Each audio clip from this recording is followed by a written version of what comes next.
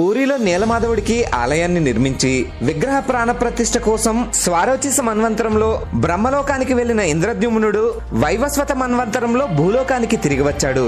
అప్పటికే విగ్రహ ప్రాణ ప్రతిష్ఠ జరిగిపోవడంతో పూరిలో జరిగిన అద్భుతాల్ని చెప్పమని ఇంద్రద్యుమ్నుడు బ్రహ్మని అడిగాడు. విగ్రహ ప్రాణ ప్రతిష్ఠ జరిగిన తర్వాత భక్తులందరూ ఎన్నో రకాల పిండి వంటల్ని తీసుకుని జగన్నాథుడి దర్శనానికి వెళ్లడం చూసి కోర్మ అనే భక్తురాలు జగన్నాథుడి కోసం చేపల్ని పట్టి రుచికరమైన చేపల పులుసు చేసి అది తీసుకుని జగన్నాథుడి దర్శనానికి బయలుదేరింది. కోర్మ ఆలయమెట్లు ఎక్కుతూ ఉండగా చేపల వాసన రావడంతో చేపలతో ఆలయం లోపలికి రాకూడదని ఆలయ పూజారులు కోర్మని మెట్లపై నుండి కిందకి తోసేశారు. కోర్మ మెట్లపై నుండి కిందకి పడుతూ ఉండగా కోర్మ చేతిలో ఉన్న చేపల పులుసు పనసుతనులుగా మారిపోయింది. దాంతో ఆలయ పూజారులు కోర్మ భక్తికి నమస్కరించి కోర్మని ఆలయం లోపలికి తీసుకువెళ్లారని బ్రహ్మ తన దివ్య దృష్టితో ఇంద్రద్యుమ్నుడికి వివరించాడు.